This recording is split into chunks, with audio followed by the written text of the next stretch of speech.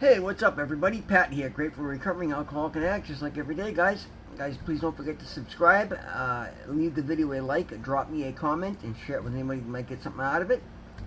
Guys, another beautiful day today, and we're going to talk about surrender and self-examination because it's a pretty important topic. This one's not just for today. And then meditation, that one was just a little off kilter, and it was about drug dreams. I'm not going to have a video about drug dreams, okay? So, surrender and self-examination. My stability came out of trying to give, not demanding that I receive. Thus, I think it can work out with emotional sobriety if we examine every disturbance we have, great or small. We'll find at the root of it some unhealthy dependency and its consequent unhealthy demand. Let us, with God's help, continually surrender these hobbling demands. Then we can be set free to live in love. We may be able to experience emotional sobriety. And I like that, guys. You know, that's pretty cool. And something I talk about constantly, guys, is surrendering. It is probably one of the biggest changes I've made in my daily habits. And I literally have made it a daily habit. And you know, it's working incredibly well. That's why I get on there and share these every day. Guys, I never surrendered everything. I always felt like I was responsible to take on everybody else's burdens, ignore my own, you know, just produce.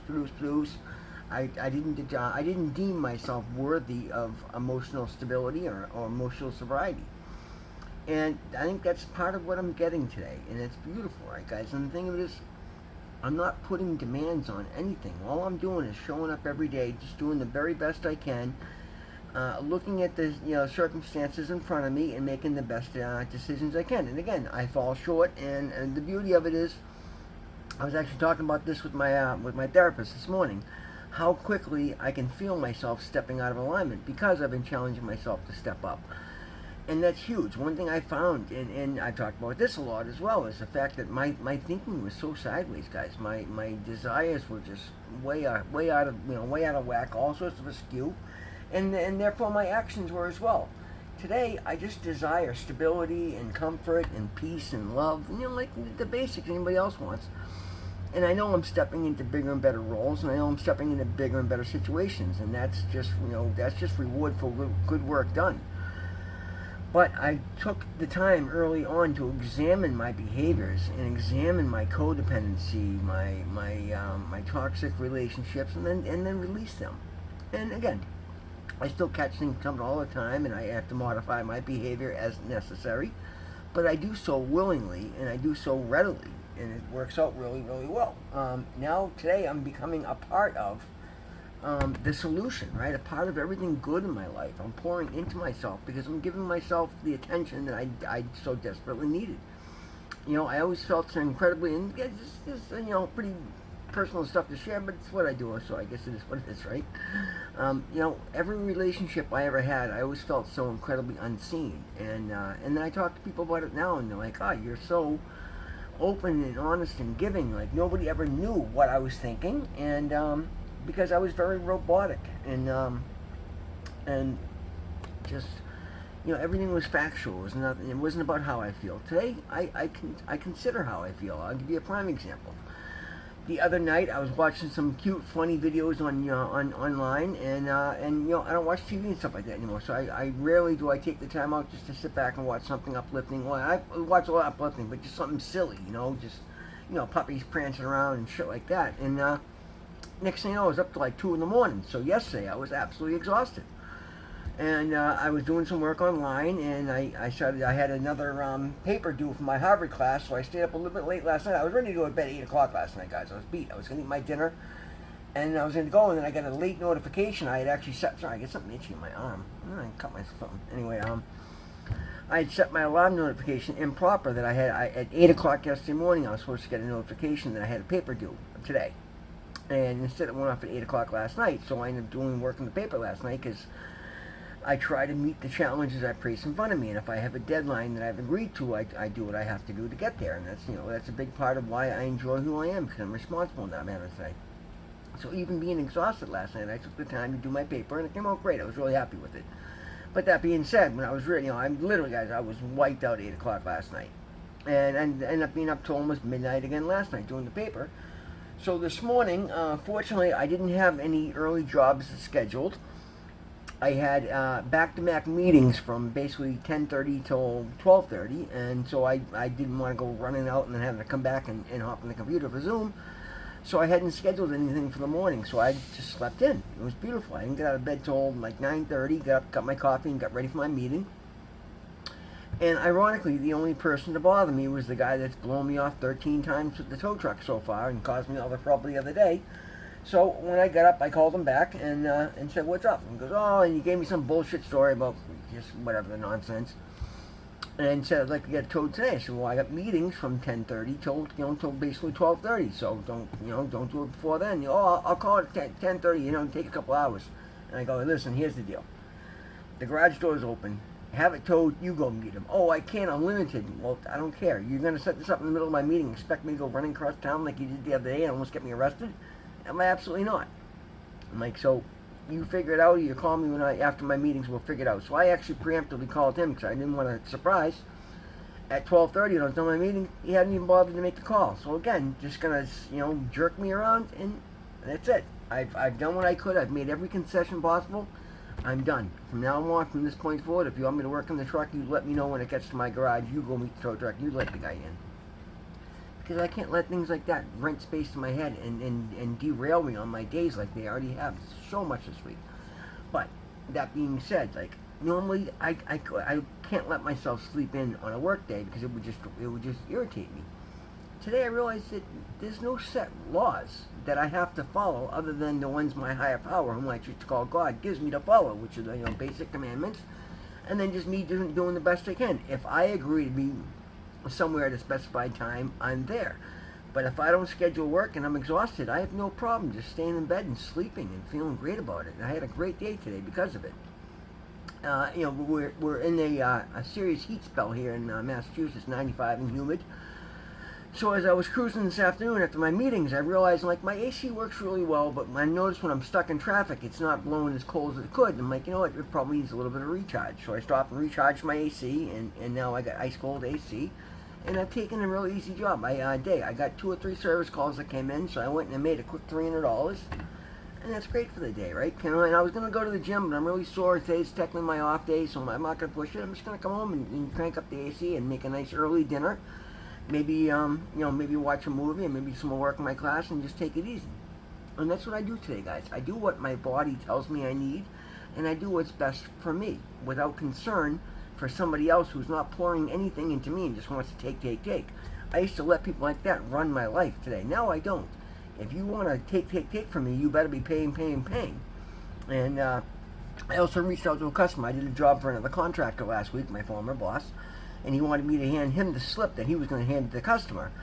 And I'm like, I know it'll get lost in translation. He'll collect my money. I'll never see it. So what I did, knowing that I know the customer, I knew him when I used to work with him, I reached out to him directly and just explained the situation today. I just wanted to let you know, Frank hired me to do that job.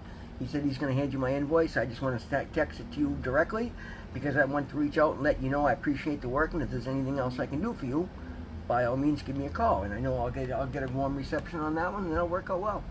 And if the other guy questions it, I'm just going to tell him, Frank, you told me you were going to hand it to Eddie, so I called Eddie direct. That way you can let him know I'm available for more work. That's what's best for me, and it makes no difference to you. If he has a problem with that, it's because he's trying to screw me. I don't wait for those opportunities anymore, guys. I get no problem getting in front of it. Where in the past, I go, I don't want to ruffle feathers. No, I don't care because I can see it coming. So I'll cut it off and make my life easy because it's important that I get paid for my work, not that he gets paid for my work. As simple as that. And if he questions it, I'll tell him exactly that, and I have no problem with that. Guys, it's important to surrender your burdens to the divine and then step up and do better. But it's also important to keep boundaries where boundaries are necessary, and those are my 2 big lessons for the week. I've been given situations where it's so tempting for me to take control and step up, but I don't necessarily feel like it's the right thing to do. So I stop and I digest it and I pray about it and I meditate on it and I make my decisions from there. And that's been the most amazing thing for me because I make much better decisions. Sometimes in the heat of the moment, we're not looking at all the variables, and even if we think we're doing what's right, when I sit back and I think about some of these things, I usually make a much better decision after the fact because I weigh more of the variables into it. I think about it more, and I come up with a better judgment. And I definitely strongly suggest that everybody do that, guys. It's hot, and Surrender is the topic for the day. We'll talk about. I'm going to get back into that a little more. I was about to cut it in, but guys, surrendering. It's really important for you guys to understand something, because we're so trained with the word surrender to think that means giving in. It's absolutely not. What it is saying that you matter enough that you're not willing to let something outside of your control ruin your mood. Because you guys understand, guys, the happier you are, the better you're going to act, the better you're going to get treated. It's as simple as that. The law of attraction is absolutely 100% real. If you constantly allow yourself to be just bowled over with stress, you're going to work twice as hard and receive half as much. It's not to say to go out there and work hard you won't receive, because I'm living proof that that'll happen. I've survived this long on being ridiculous. Today, I surrender that which I can't outcome, even if it's important to me, particularly when it's important to me, because I understand that my higher power, my loving, caring God, wants much more for me and sees much bigger potential in me that I sometimes see in myself. Because sometimes I look at all my past failures and don't always look at my strengths in the proper way. I'm learning to. I'm doing the best I can with it, but I love surrendering, because what I do is I just stop and I have an honest conversation with my higher power, God, and then I look for signs and synchronicities in my life to see where I should be going with it and what my answers are, or I receive direct thoughts and meditation. And guys, it's working incredibly well. It has literally changed the trajectory of my life. I love the way things are going today. And every time I start, I don't allow myself. I sit in comfort to a point, but I don't get comfortable with where I am, because I don't want things. If things were to plateau right now and I'd maintain the status quo where I'm at right now, I'd be perfectly happy and I would be making incredible progress. But I know I can do better, and I want to do better. So I challenge myself to continue to step up and continue to look for new opportunities. And I do so by surrendering my burdens, my concerns, my insecurities over to my higher power. And then I pay attention and take leaps of faith at every opportunity that comes my way. And follow through is a big part of that, guys. Because one thing I had, and I'm assuming a lot of people have, suffer the same thing. Every time I get a desire, I might take that first step, but as soon as I ran into any resistance or further work needed, I would always give up and just, fall back into what was easy. And I don't do that today. I follow through on things today, guys, and that's where the rewards come in. That's where the blessings come in, is when you take those second, third, fourth, fifth, sixth, seventh steps in towards what you want, and when you do so in the proper way, where you share it with other people around you, you try and uplift other people around you, and you try to interact with people in a positive light. Not only does it make their day, but they're more apt to want to help you when you need help further down the line, or they'll push your name further. Guys, it was shocking to me the other day when I got pulled over, and as bad as my record is, the officer said to me, we know what you're doing. You're doing great things. We don't want to see you get a hard time. We want to encourage you. And he gave me a written warning for something that, probably should have caused a lot more problem than it did. But that was incredibly eye-opening to me, and it was incredibly satisfying to me, because it was such a positive interaction with the police.